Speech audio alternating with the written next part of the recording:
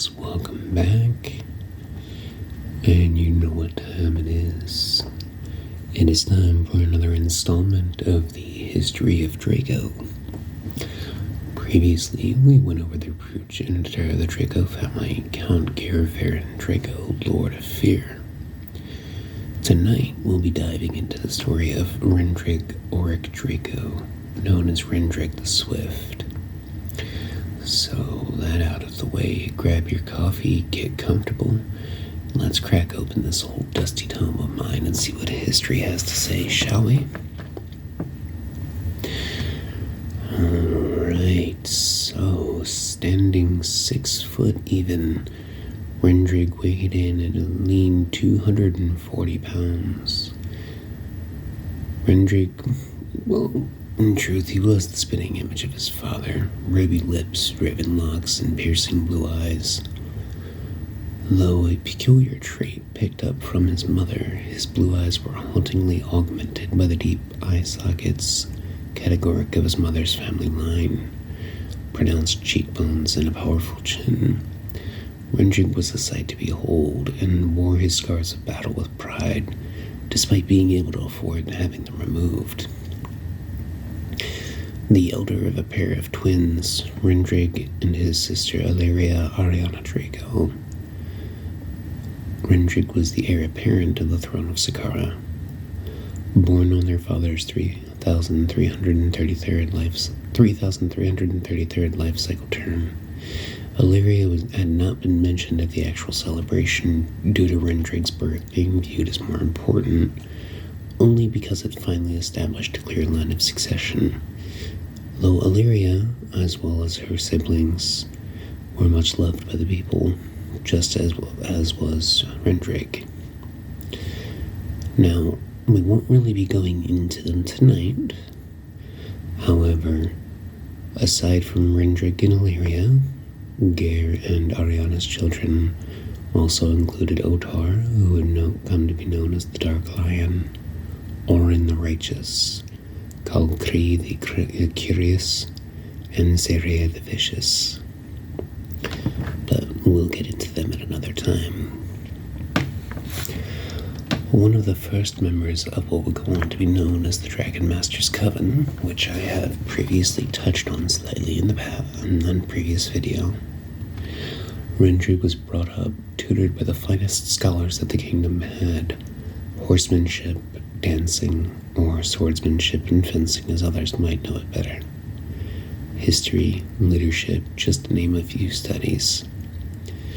Gare spent no expense to make sure that his son would be well educated in the dealings of the kingdom, making sure he was present and learning at every opportunity. By the time he had turned 400, Rendrig had already finished his 100 years in the Paladin Academy of Riam. This is another kingdom entirely apart from Saqqara that will bear relevance later on. No, however, becomes a place of great significance further down the line for the Draco family. In addition, he had not only met, but exceeded every expectation that Gare had set for him. Upon his 600th life cycle turn, Rendrig was given official approval to compete in the Battle of Succession. Also stated previously, this is how succession is determined by the traditional standards of the Draco family. One must defeat their ruling parent in combat to be considered the heir, otherwise they will remain heir apparent. It is important to note here that the Battle of Succession challenge can only be issued once every 600 years. Gare and Rendrig faced off in the Dragon Master's arena, and Rendrig was presented the Draco heirloom sword, the Black Flame Broadsword, and the much shorter Rendrig, standing 6 feet even, stared up at his enormous father, a healthy look of fear in his eyes. After an intense fight that pushed both men to their limits,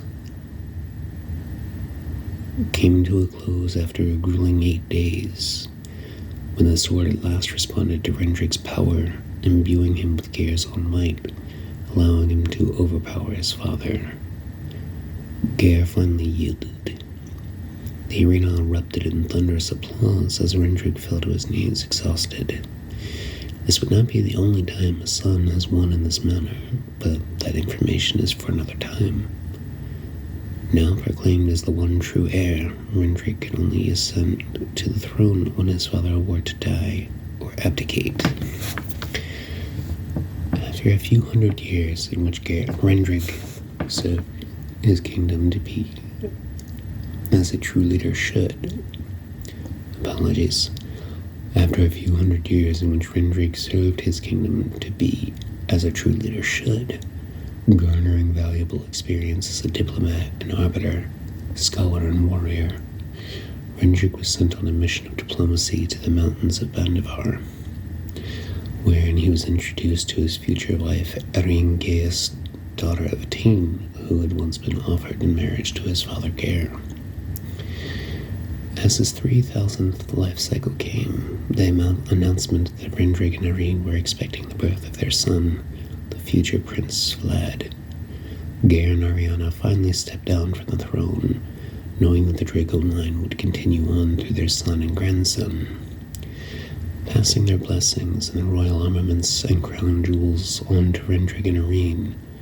After a final test in which Galad and Noir deemed their approval, the duo departed for the Undying Lands.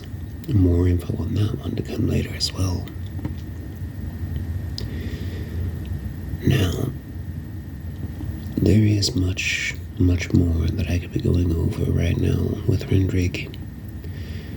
However, I don't want to spoil you all at once. Know that there will be another episode of Rendrig coming in just a few days. And we will delve much deeper into the wars that he's fought in, the trials that he's faced, and the accolades that he's amassed as a prince.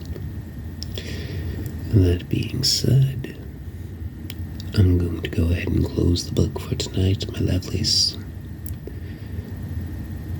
It is late, and just like me, I am sure that most of you are still probably up at this hour, have not gone to bed as of yet. I'm going to be doing just that. Hopefully you all have a wonderful evening.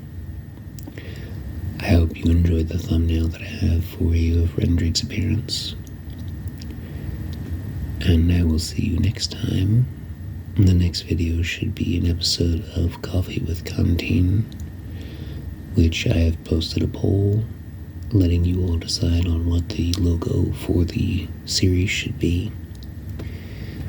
I have not decided on a logo yet for the history of Draco, though as of now the seal of the Dragon Master's Coven is going to be the stand-in until I decide otherwise, or I come up with a few options for you all to vote on. That being said, have a wonderful evening, my little lore addicts. Sleep well, sweet dreams. And remember, you never know what is watching you from the darkness.